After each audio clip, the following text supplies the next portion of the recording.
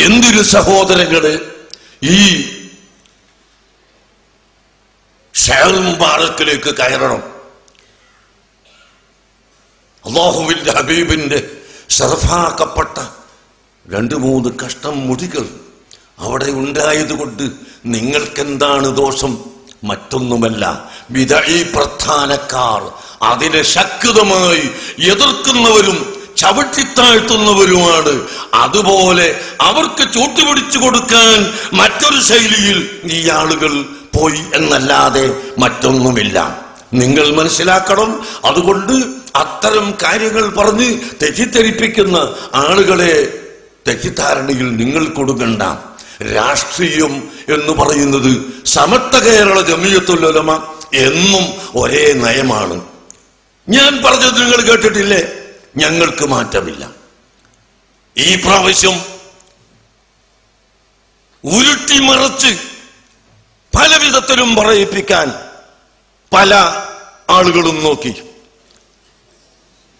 പക്ഷേ നമ്മളെന്തു പറഞ്ഞു?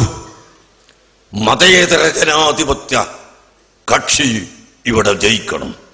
മതേതര ജനാധിപത്യ കക്ഷി ഇവിടെ ജയിക്കും.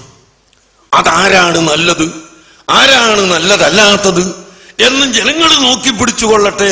ഞങ്ങൾ ആരോടും ഒന്നും പ്രത്യേകമായി ഒരു വിഭാഗത്തെ എടുത്തു പറയുന്നില്ല എന്ന് ഞങ്ങൾ ഈ വർഷവും പറഞ്ഞിട്ടുണ്ട്.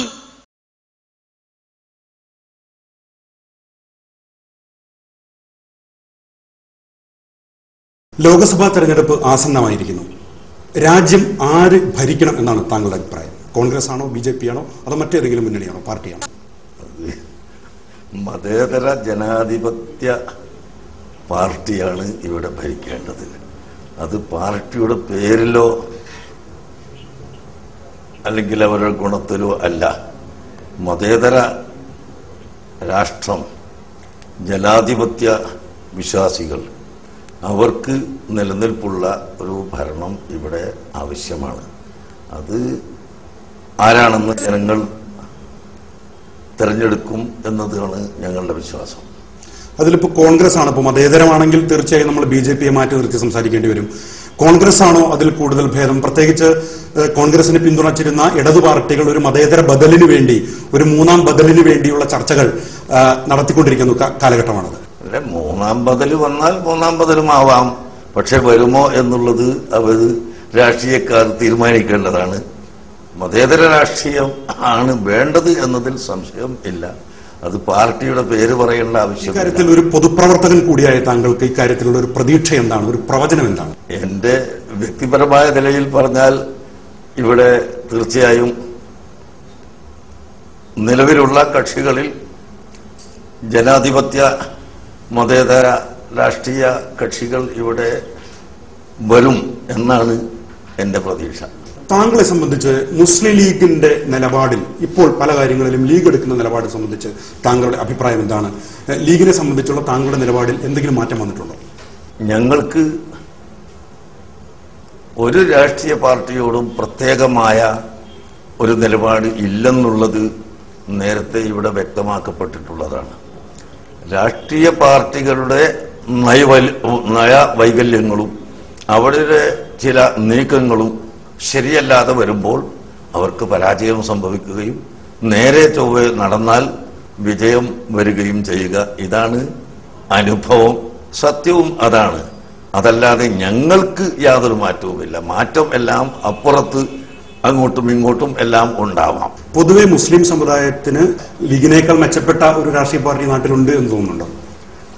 മുസ്ലിം സമുദായത്തിനും അല്ലാത്തവർക്കും അതാത് കാലത്ത് ഏറ്റവും അഭികാമ്യമായി തോന്നുന്ന രാഷ്ട്രീയ പാർട്ടിയിൽ ചേരുകയും പ്രവർത്തിക്കുകയും ചെയ്യാവുന്നതാണ്. ഇവിടെയുള്ള എല്ലാ രാഷ്ട്രീയ പാർട്ടികളിലും മുസ്ലിംകളുണ്ട്. മുസ്ലിം ലീഗിലും ഉണ്ട്, മറ്റ് പാർട്ടികളിലും ഉണ്ട്. അതുകൊണ്ട് തന്നെ മുസ്ലിം സമുദായത്തിൻ്റെതായി ഒരു പ്രത്യേക രാഷ്ട്രീയ പാർട്ടിയിൽ മാത്രമേ ഉള്ളൂ എന്ന് പറയാൻ ഒക്കില്ല. രാഷ്ട്രീയം ഇവിടെ വേണം എന്നത് ആർക്കെങ്കിലും ഉണ്ടാകുമ്പോൾ തീർച്ചയായും വേണ്ടി വരുമല്ലോ. അതുകൊണ്ട് ജനാധിപത്യ വിശ്വാസികൾക്ക് ആ ജനാധിപത്യം നിലനിർത്തുന്നതിന് അനിവാര്യമായ ഏത് രാഷ്ട്രീയ പാർട്ടിയിലും ചേരാവുന്നതാണ്, പ്രവർത്തിക്കാവുന്നതാണ്. വളരെ നീണ്ട വർഷങ്ങൾക്ക് ശേഷമാണ് ലീഗിന്റെ പ്രത്യേകിച്ച് അഖിലേന്ത്യാ അധ്യക്ഷനായ കേന്ദ്രമന്ത്രിയായ ഇ അഹമ്മദ് അങ്ങയുടെ സ്ഥാപനത്തിന്റെ ഒരു വാർഷിക പരിപാടിയിൽ പങ്കെടുക്കാനായിട്ട് മർക്കസിലെത്തി.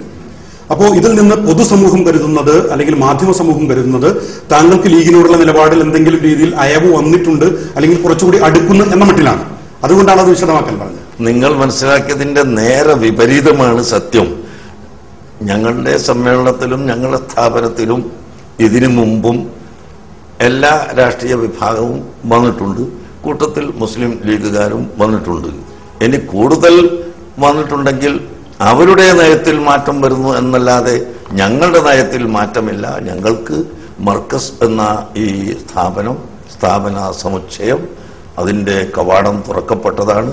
അവിടെ എല്ലാ ആളുകളെയും ഞങ്ങൾ സ്വീകരിക്കുന്നു. അവർക്കെല്ലാം അവിടെ പ്രവേശനമുണ്ട്. എന്നും അത് ഒരേ രീതിയിൽ തന്നെയാണ് ഞങ്ങളുടെ നയം എന്നല്ലാതെ ഞങ്ങൾക്ക് അതിൽ പ്രത്യേകമായ മാറ്റമോ ഒരു വിഭാഗത്തോട് അടുപ്പം കുറവോ ഉണ്ട് എന്ന് പറയാൻ ഇത് ഒരിക്കലും തെളിവല്ല. കഴിഞ്ഞ തവണ മഞ്ചേരിയിൽ കൈക്കൊണ്ട ആ നിലപാട് ഇത്തവണയും ലോക്സഭാ തെരഞ്ഞെടുപ്പിൽ ആവർത്തിക്കുമെന്ന് കരുതാൻ കഴിയും? മഞ്ചേരി എന്ന് നിങ്ങൾ ചോദിക്കുന്നതിൽ ഞങ്ങൾക്ക് അർത്ഥം മനസ്സിലാവുന്നില്ല. മഞ്ചേരി മാത്രമല്ല, കേരളത്തിൽ ഒരുപാട് മണ്ഡലങ്ങളുണ്ട്. എല്ലാ 10-20 മണ്ഡലങ്ങളുണ്ടല്ലോ. ആ 20 മണ്ഡലങ്ങളിലും ഒരേ നിലപാടാണ് ഉള്ളത്. അവിടെ നല്ല വ്യക്തിയും നല്ല സ്വഭാവമുള്ളവരും ജനങ്ങൾക്ക് ഉപകാരം ചെയ്യുന്നവരും ആണെന്ന് ബോധ്യപ്പെടുന്ന സ്ഥാനാർത്ഥികളെ നിർത്തുകയും മത്സരിക്കുകയാണെങ്കിൽ സ്വാഭാവികമായും അവരായിരിക്കും വിജയിക്കുക. ചിലപ്പോൾ അല്ലാത്തവർ വിജയിച്ചെന്നും വരാം. മഞ്ചേരിയെ സംബന്ധിച്ചൊരു പ്രത്യേകമായ പ്രശ്നം ഞങ്ങളുടെ മുമ്പിൽ ഉത്ഭവിക്കുന്നില്ല. തൊട്ടവസാനിച്ച തെരഞ്ഞെടുപ്പുകളിൽ പി വിഭാഗം കൈക്കൊണ്ട നിലപാടുകൾ തന്നെ ഈ വരാനിരിക്കുന്ന ആസന്നമായ ലോക്സഭാ തെരഞ്ഞെടുപ്പിലും കൈക്കൊള്ളും എന്ന് ഉറപ്പിച്ചു പറയാൻ കഴിയും.